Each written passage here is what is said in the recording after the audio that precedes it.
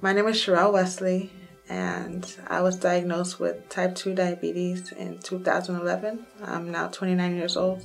I was 27 when I was told the news. I don't want to say I took it too serious. I tried maybe the first couple of weeks as far as diet and exercise, but after that it was just kind of a whatever thing. Until I found out I was pregnant was when I knew I needed to really get it together and get serious about the whole diabetes situation. I'm Ty McSorley, and this is my wife, Julie McSorley, and we have 3 children with type 1 diabetes. It's full of fun, but also full of challenges at the same time. Different challenges than I think the average family experiences. At the beginning of March, I was diagnosed with breast cancer, and fortunately it was diagnosed at a very, very early stage. But I've had to go through some treatment with that, with chemotherapy and with radiation. You know, I had to take care of myself a little, and the kids have to step up, and they've done it the best they can with that. But there has been a little bit of slack in their care, so it's been a challenge, another challenge. Mi nombre es Luis Armando Arias. My name is Luis Arias, and I was born in Jalisco, Mexico, and I'm 53 years old. I was diagnosed with type 1 diabetes in 1983 when I was 23 years old. The only thing that the doctor told me was not to drink soft drinks and not to eat candy and fruit. I was being treated with insulin, but it was not the right kind for me. My digestive system began to fail. Consequently, I could not visit my relatives because I couldn't go far away from the bathroom because I had diarrhea constantly. I began to lose my sight, which was devastating, and I also began to have problems with my kidneys. And I began to talk to my God. I began to tell him that I would accept the fact that I was losing my sight, but I was asking him to give me stable health.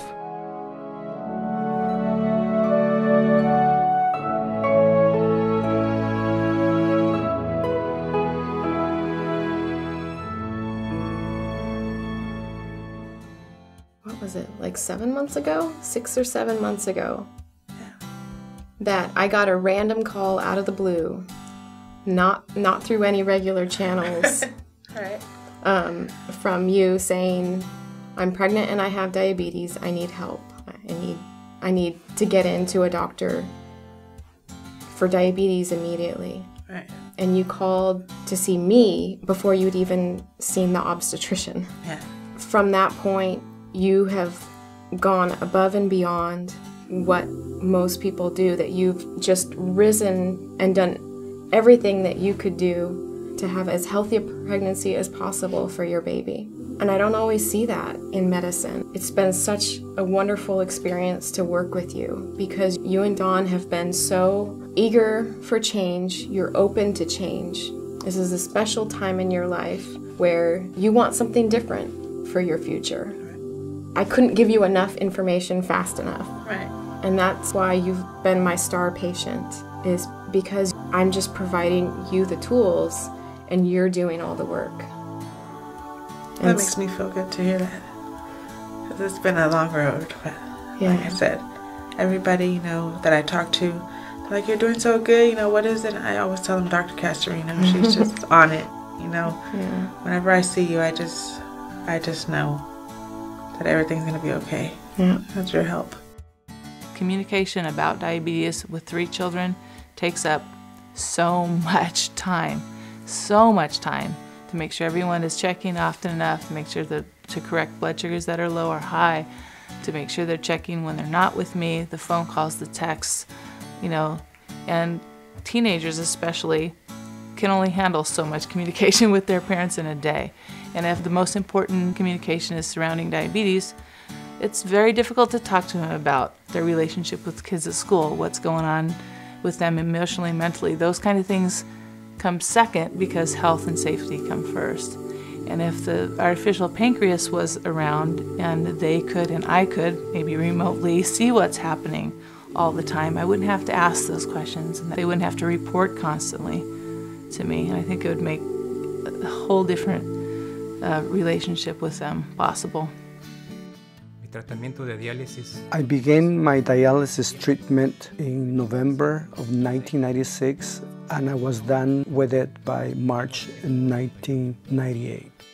This was the worst time in my life. It was like living in hell.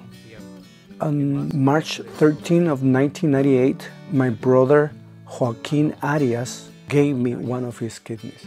And I was very fortunate because the Sansum Diabetes Research Institute found me, and it gave me the help that I needed. It was at this time when my new life began. I began to obtain more information about diabetes, and now that I have gone through the program, I value my life much more. To me, my life is gold. The Sansum Diabetes Research Institute, I think, is crucial and essential in the progression of the artificial pancreas, and I think they're on the front lines. I think it's going to change the world of diabetes in the future. So it's essential for our family. It'll help our lives and our kids' lives, more importantly. They don't have to spend so much of their time and their brains focusing on that. The Sansum Diabetes Research Institute has given me the opportunity to be here. Without it, I would be dead. Now I have the opportunity to enjoy my wife, my daughter, and my granddaughter, because through the Institute I learned that I did have a second chance. I'd like to introduce the newest member to my family, my baby boy, Dylan. He's a happy baby. He's nice and healthy. And I couldn't be happier. Welcome, Mr. Dylan. It's so nice to meet you. Oh, it's the best thing in the whole world. It is. This is what life's about. It is. Every morning I wake up, I'm like, he's still here, he's mine. That's right. I love it. On behalf of Dylan, I'd like to say thank you to Sansum Diabetes and keep up the good work. Team Dylan!